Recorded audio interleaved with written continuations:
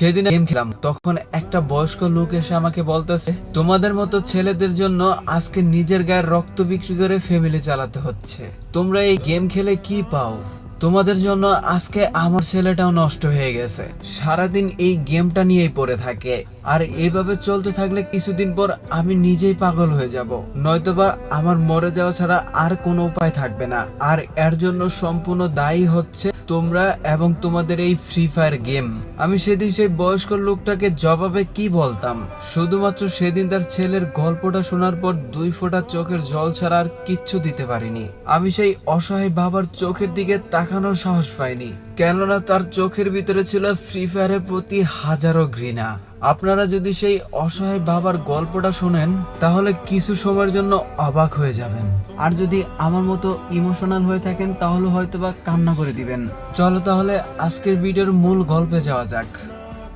আমাদের পাশের গ্রামেরই একটা বয়স্ক লোক, যে কিনা মানুষের জমিতে কাজ করত আর তার পাশাপাশি মানুষের গরু বাগি পালতো, আর এটাই ছিল তার একমাত্র ইনকামের সোর্স।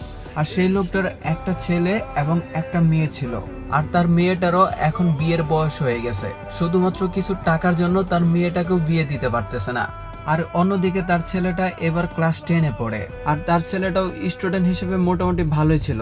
তো সবকিছু মিলিয়ে একটা দরিদ্র ফ্যামিলি যেমন হয় ঠিক তেমন ভাবে চলতেছিল। তো ঘটনাটা শুরু হয় সেই ছেলের বন্ধুদের কাছ থেকে। তাদের সবার হাতে একটা করে স্মার্টফোন ছিল, কিন্তু সেই ছেলেটার হাতে কোনো ফোন ছিল না, কারণ তারা দরিদ্র ছিল। আর ঠিক এই কারণেই তার বন্ধুরা তাকে নিয়ে মজা ঠাট্টা করত, মাঝে মধ্যে তো তাকে ইনডাইরেক্টলি অপমানও করত। যে একটা ফোন কেনার ক্ষমতা রাখে না, সে আমাদের কখনো বন্ধু হতে পারে না। জীবনে কখনো দেখলাম না আমাদের একটা ট্রিট দিতে, সারা জীবন শুধু আমাদেরটাই খেয়ে গেল নির্লজ্জের মতো। আর এতগুলো অপমান করার পরেও সেই ছেলেটা কখনো রিয়াক্ট করতো না, কারণ সেই ছেলেটাও জানতো তার বন্ধুদের সাথে গ্যাঞ্জাম করলে তার বন্ধুরা তার সাথে আর কখনো মিশবে না।